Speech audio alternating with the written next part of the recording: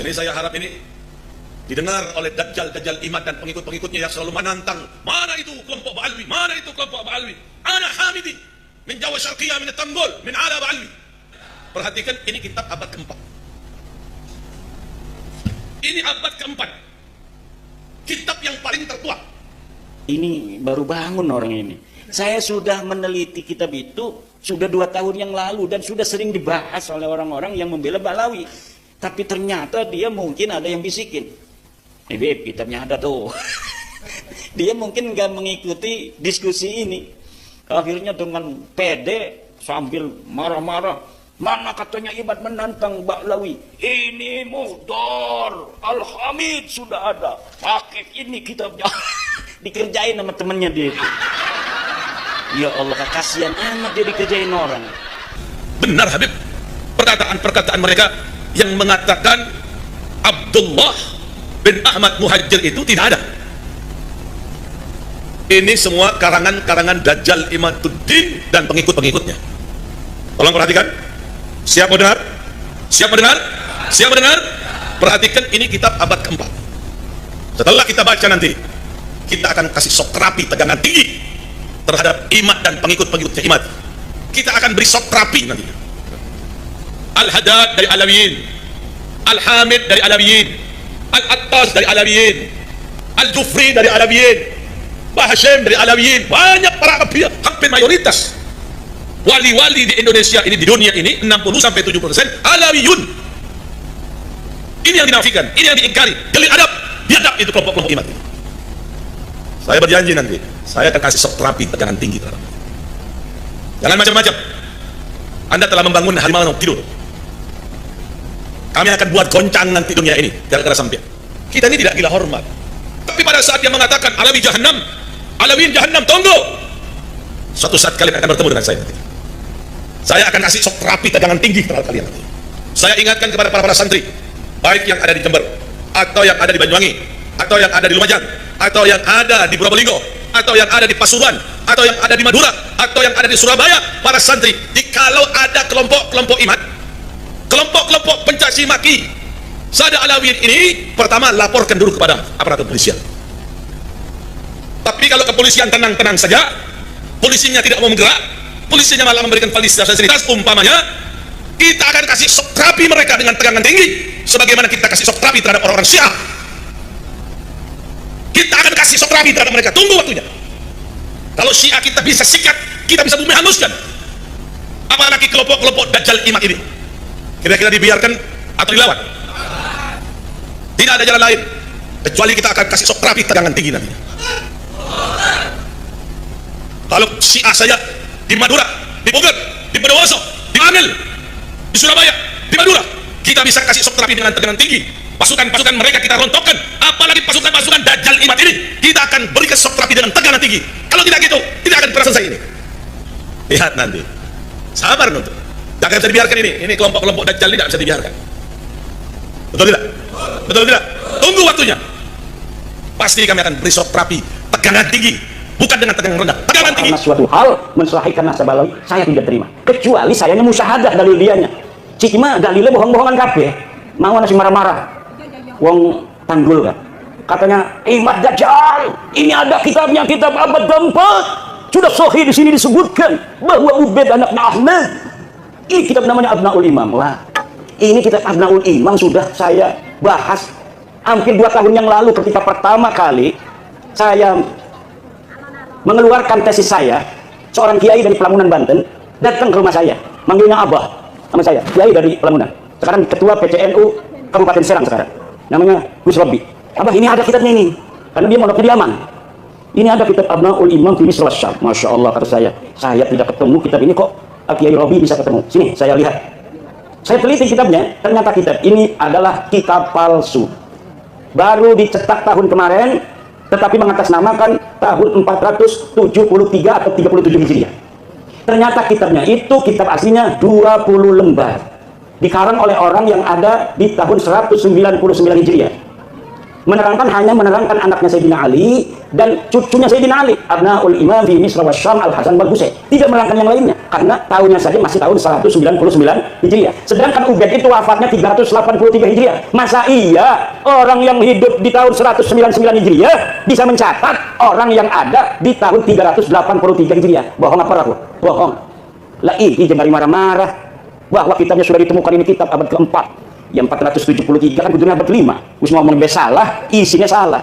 Kalau misalnya kitab itu benar, itu sing cerdas-cerdas ke ngebela kayak Rumel Abbas, kayak Ibnu Somli, itu dulu yang akan dipakai untuk menjawab saya. Profesor Said Agil Al-Munawar pasti akan membawa dalil itu kepada saya. Tetapi kenapa mereka tidak membawa? Karena mereka pun tahu itu kitab palsu.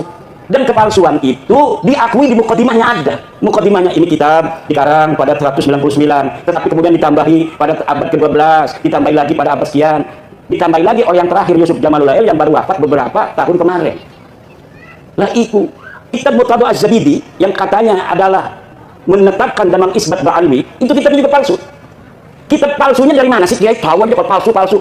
Karena pencetakan itu biasa dicetak itu menggunakan jasa peneliti. Misalnya nih ada manuskrip ditemukan di Rumbia. Manuskrip ini atas nama Pangeran Diponegoro. Panggil dari UI, filolog suruh nyetak. Tetapi peneliti tidak akan bohong. Dia akan cerita, manuskrip ini memang dikatakan tulisan Pangeran Diponegoro, tetapi dilihat dari kertasnya tidak memungkinkan dia berada pada masa Diponegoro. Kertasnya ini dicetak atau diproduksi pada tahun 1950, sedang Diponegoro tahun 1825. Dari jenis tulisan yang ditulis pun tidak mencerminkan tulisan yang dipakai pada tahun 1825. Ini adalah tulisan abad ke-20. Itu tahu. Dan dia ngomong bahwa menulisnya ketika di Lampung. Pangeran Diponegoro katanya menulis kitab ini di Lampung, sedangkan tidak ada pernah berita diketahui Pangeran Diponegoro pernah ke Lampung. Itu sebenarnya Pangeran Diponegoro siapa? Tapi karena misalnya Provinsi Lampung ini ketua PCNU-nya ingin dicetak aja sesuai dengan tulisannya itu karya Pangeran Diponegoro. Begitu yang terjadi dengan kitab Ar-Raudhul Jali karangan Syekh Murtadho Az-Zabidi.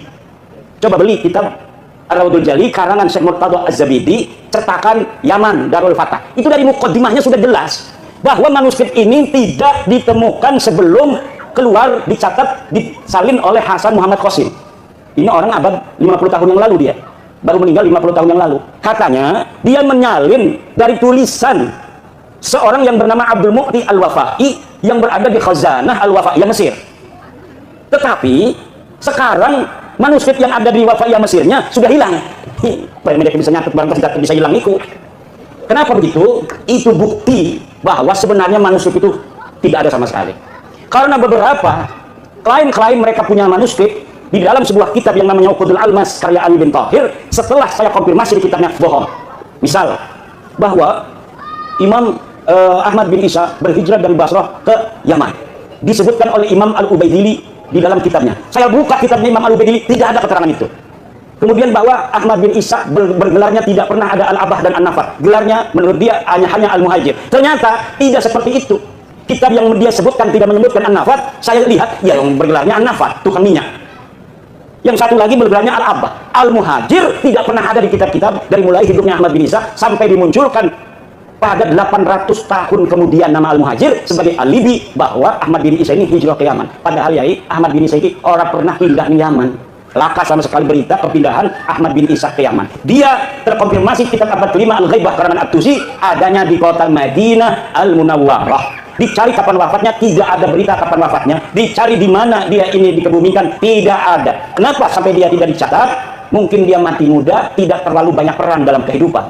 Kalau orang yang banyak peran, ketua PCNU, ya kadang-kadang ada nulis di media online. Ketua PCNU menghadiri acara pelantikan PWI Kabupaten Lampung Tengah.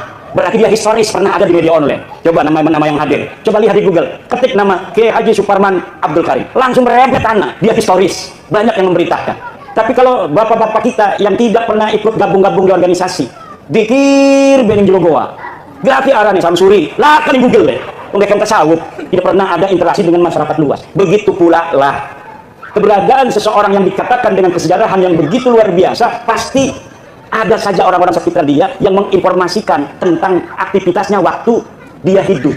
Tetapi nama-nama Ba'alwi ini sama sekali tidak ada. Fakih Muqaddam, jadi bisa mi'rab 70 balen sebenarnya. Dia ada di abad ke-6. Banyak kitab abad ke-6 di Hadramaut, di Yaman yang memberitakan tentang ulama-ulama Hadramaut. Satu pun tidak ada yang memberitakan orang ulama di Tarim namanya Fakih Muqaddam. Laka. Pemain keramat-keramatin. Makanya Abdul Qadir Jailani pun kalah pangkatnya oleh Faqih Al-Muqaddam. Kenapa namanya Al-Muqaddam? Karena dia orang yang paling tinggi derajatnya. Ternyata ketika dicari di dalam sejarah masa lalu, tidak ada. Sejarah itu yang perlu dokumen, bapak-bapak. Nggak usah marah-marah, wis dokumen. Dokumennya mana? Kalau tidak sejaman, yang primer, yang sekunder. Yang kira-kira dia bisa mendeteksi orang yang ada pada abad sebelumnya. Kalau misalnya tidak ditemukan pada abad-abad yang mendekati, maka yang ditemukan yang paling dekat, senajan 100 tahun, ini yang akan dipakai. Nanti apabila ditemukan yang lebih tua, maka yang muda, yang bertentangan yang dengan yang lebih muda ini harus namanya tesisnya ini sudah ada antitesis, sudah tidak bisa dipakai lagi. Bengen surah istifadah Habib iki kabeh, bin Syihab, bin Sumit, bin Yahya, As-Sagrab, turunan Nabi. Tapi siki antesis, abadnya abad tua, 4, 5, 6, 7, 8, 9, bahwa dia duduk kuntuni kanjeng Nabi. Ya kudu nerima. Tes DNA ini melenceng. Turunan Nabi kuntuni J1 dek mah. Tes DNA ini hasilnya G, haplogrupik. Turunan Nabi Muhammad, turunan Nabi Ibrahim, J1, haplogrupnya. Mereka 180 orang yang sudah tes DNA, kebanyakan G. Ini menunjukkan bahwa mereka bukan sebagai turunan Nabi, tapi juga bukan orang Arab. Kenapa sih kepuntang-puntang Kiai Imad kok ngomong itu terus? Karena penting buat warga NU. Yang percaya kepada penghormatan kepada keluarga Nabi hanya warga NU. Namun putu Nabi asli mah, dimai duit gemumbu dibalik ke maning. Putu Nabi asli kependak, putu Nabi asli misalkan bapak-bapakku. Bapak menghormati beke lebih menghormati nanane. Itu ciri-ciri keturunan Nabi asli. Kalau kita menghormati dia lebih menghormati kita. Kalau kita ngasih duit, dia lebih ngasih duit pada kita. Karena nggak mau kalah keturunan Nabi pada kebaikan. Kalau orang tawadu, maka kita akan kalau kita tawadu, dia akan lebih tawadu. Itu ciri keturunan Nabi asli. Lebih baik dia yang menanggung derita daripada rakyat yang menanggung derita. Itu ciri keturunan Nabi asli. Bukan yang mengorbankan orang lain untuk kepentingan dia. Bukan. Ciri Nabi asli itu keturunannya adalah keturunan Nabi asli. Dia rela menderita. Yang penting umat Islam ini bahagia. Bukan sebaliknya, nyuruh orang-orang berantem demi kepentingan dia, sementara dianya aman-aman saja. Nyuruh orang-orang Indonesia berantem, dianya enak-enakan tidur. Orang-orang yang bodoh dari orang-orang yang bisa dipengaruhinya, suruh bulat sama orang-orang yang menentang kepentingan dia. Ini adalah yadullu ala annahum laisu min dzurriyyati Rasulillah Muhammad sallallahu alaihi wasallam bil marrah. Sama sekali bukan. Dari cara wajahnya ngomong marah, hal tarawna fi wajhihi nuran nubuwah. Lah, idza ra'ainahum ma ra'aina fi wujuhihim nuran nubuwah minar rahmah. La nanduru ila wujuhihim rahmah, walakin nanduru ila wujuhihim at-takabbur wat tafahhur wat ta'ariya 'ala al-akharin. Na'udzubillah, summa na'udzubillah billah.